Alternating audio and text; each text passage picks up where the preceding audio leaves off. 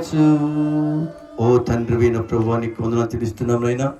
ఈ దినమున నీ ప్రజలు నా ప్రభువా, మా ప్రియ బిడ్డలందరూ కలిసి నీ సన్నిధిలో ఉన్నాం ప్రభువా. నీ కృపాసనం ఎదుట ఉన్నాం. నీ ఆలోచన, నీ మహిమ, నీ కృప దయచేసి మేలు చేత నింపమని యేసు నామమున ప్రార్థిస్తున్నాము తండ్రి, ఆమేన్. అందరం కూర్చుందాం. 15 నిమిషాలు మనము వాక్యాన్ని అప్పగిద్దాం. మనం 9కి ముగిద్దాం, ఖచ్చితంగా 9కి ముగిద్దాం, ఏం పర్వాలేదు. మీరు ఎటువైపు చూడొద్దు. మీరు పరిశుద్ధ బైబిల్ గ్రంథంలో నుండి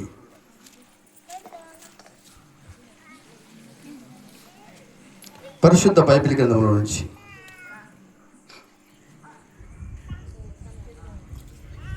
లూకా సువార్త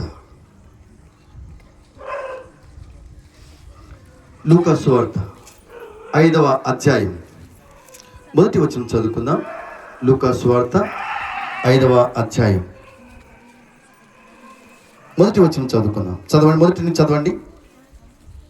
చదివేవాళ్ళు లేరా?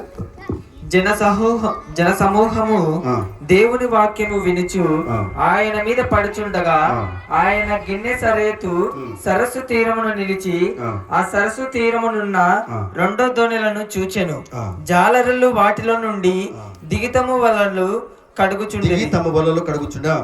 ఆయన ఆ దోణెలలో సీమోనుదైన యొక్క దోణి యొక్క దరి నుండి కొంచెము త్రోయమని అతన్ని అడిగి కూర్చుండి దోణిలో నుండి జన సమూహములకు బోధించుచుండెను. ఆయన బోధించుట చాలించిన తరువాత, నీవు దోణిను లోతునకు నడిపించి చేపలు పట్టుటకు మీ వలలు వేయుడని సీమోనుతో చెప్పగా, సీమోను, ఏలినవాడా, రాత్రి అంతయు మేము ప్రయాసపడితిమి గాని మాకేమీ దొరకలేదు. అయినను నీ మాట చెప్పున వలలు వేతునని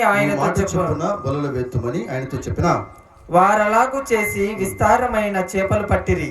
అందుచేత వారి వలలు పిగిలిపోవుచుండగా వారు వేరొక దోణిలోనున్న తమ పాలివారు వచ్చి తమకు సహాయము చేయవలెనని వారికి సంఖ్యలు చేసిరి.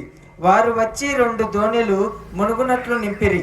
సీమోను పేతురు అది చూచి యేసు మోకాల ఎదుట సాగిలపడి, ప్రభువా, నన్ను విడిచిపొమ్ము, నేను పాపాత్ముడునని చెప్పెను. ఏలయనగా వారు పట్టిన చేపల రాశికి అతడును అతనితో కూడా నున్న వారందరూ విస్మయమొందిరి.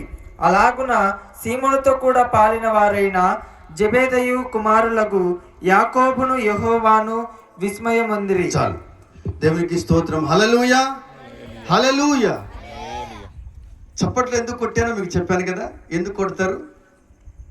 దేవునికి స్తుతి ఎందుకు చేస్తారు? స్తుతి అన్నది హృదయంలో నుంచి వచ్చేది, నోటిలో నుంచి వచ్చేది కాదు, హృదయంలో నుంచి వచ్చేది. స్తుతి అన్నది లోపల నుంచి రావాలి. చప్పట్లు కొట్టడము నేర్పించడం అన్నది చాలా కష్టమైంది అని అనుకుంటారు. కొంతమందికి చాలా ఈజీ. మా అమ్మ ఉంది, సెల్ పెట్టుకుంటుంది, యూట్యూబ్ చూస్తూ ఉంటుంది, వాక్యం చూస్తూ ఉంటుంది. అక్కడ నేను మామూలుగా ఆమె వింటూ ఉంటుంది.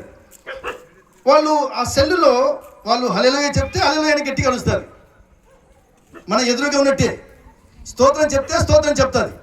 వాళ్ళు నవ్వుతే ఏమి నవ్వుతుంది. ఇప్పుడు సెల్లు ఇలా పెట్టుకొని అలా చేయడం వల్ల చూసే వాళ్ళకి ఎలా ఉంటుంది మీరు చెప్పండి? చూసే వాళ్ళకి ఎలా ఉంటుంది? నేను చూస్తూ ఉంటాను, నాకంటే తెలుసులే, నేను చూస్తూ ఉంటాను. చూసి ఏమో పిచ్చా ఎర్ర ఏంది, ఊరికి హల్లెలూయా అనుకుంటుంది, స్తోత్రం అంటుంది, గట్టిగా వస్తుంది, నవ్వుతుంది. ఎవరిని చూసి, ఏం చూసి అని అనుకుంటాం మనం. అయితే దేవుని యొక్క సన్నిధి, దేవుని యొక్క మాట, దేవుని యొక్క స్వరము వింటున్నప్పుడు ఆమె హృదయంలో ఉన్నటువంటి సంతోషాన్ని బయట చెప్పలేకపోయింది. బయట పైన మాడిపోయిన ఉంటాం మేము, కిందికి వినపడుతూ ఉంటుంది. వాళ్ళకి కింది వాళ్ళు అంటుంటారు, మేము పాటలు పాడుకుంటుంటుంది, మేము చప్పట్లు కొట్టుతుంది, తర్వాత నవ్వుతూ ఉంటుంది, ఎవరితో మాట్లాడుతుంది అంటారు. లేదు మా అమ్మ సెల్లు చూస్తూ ఉంటుంది, అలా చేస్తుందని చెప్తాను. మీరు ఎవరైనా చూసారా? మీరు అట్లా చేసేది చూసారా? సెల్లు చూసి చప్పట్లు కొట్టి, టీవీ చూసి చప్పట్లు కొడతారులే. టీవీ చూసి నవ్వుతారు, ఏదైనా జబర్దస్త్ కానీ ఏదైనా ఉంటే నాటకాలు కానీ చూసి నవ్వుతారు, ఏడుస్తారు. ఎందుకు చెప్తున్నానంటే, దేవుణ్ణి అంగీకరించినప్పుడు హృదయంలోని సంతోషాన్ని లోపల పెట్టుకోలేము. బయటికి దాన్ని ప్రకటిస్తాం. బయటికి నవ్వు కానివ్వండి, సంతోషం కానివ్వండి, విని కూడా. ఎవరైతే ఇలా చేస్తూ ఉన్నారో దేవుని యొక్క వారి యొక్క హృదయము దేవుని యొక్క ఆత్మతో నింపబడుతూ ఉంటుంది. ఎవరు చూస్తారని సిగ్గుపడడం అవసరం లేదు, సిగ్గుపడడం అవసరం లేదు. దేవునికి నీకు మధ్య సంబంధం. ఇక్కడ మీరు వలలు పెట్టేటువంటి వాళ్ళు ఎక్కువగా ఉన్నారు. ఇక్కడ డ్యామ్లో వలలు పడుతూ ఉంటారు.